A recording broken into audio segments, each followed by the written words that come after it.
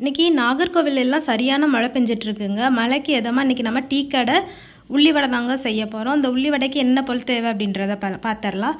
நான் வந்து பல்லாரியை நீட்டமாக மெல்லிசாக கட் பண்ணி வச்சுருக்கிறேன். மல்லித்தலை, கருவேப்பிலை, கடலை மாவு வந்து ஒரு 4 ஸ்பூனு, பெருஞ்சீரகம் ஒரு ஸ்பூனு, வத்தல் பொடி 1 ஸ்பூன், அப்புறம் உப்பு கொஞ்சமாக, அப்புறம் ஆயில் வந்து நம்ம என்ன ஆயிலில் பொரிக்க போகிறோமோ அந்த ஆயிலையும் கொஞ்சமாக லைட்டாக சூடு பண்ணி எடுத்து வச்சுக்கணுங்க.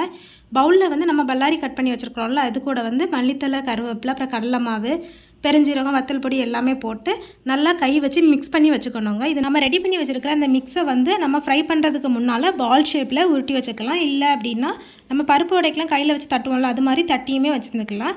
கடாயில் எண்ணெய் ஊற்றி எண்ணெய் நல்லா காஞ்சதுமே ஃப்ளேமை வந்து ஸ்லிம்மில் வச்சுட்டு நம்ம எடுத்து வச்சுருக்கிற பால்ஸ் எல்லாம் போட்டு அதை நல்லா டீப் ஃப்ரை பண்ணணும். ஃப்ரை பண்ணி எடுத்தோம் அப்படின்னா நமக்கு சூப்பரான டீ கடை உள்ளி வடை ரெடி ஆயிருங்க. இதுக்கு கூட சுக்கு காஃபி வச்சு குடித்தோம் அப்படின்னா டேஸ்ட்டு வேறு மாதிரி இருக்கும். நீங்கள் உங்கள் வீட்டில் இதை ட்ரை பண்ணி பார்த்துட்டு எப்படி இருக்குது அப்படின்றத கமெண்ட்டில் சொல்லிடுங்க.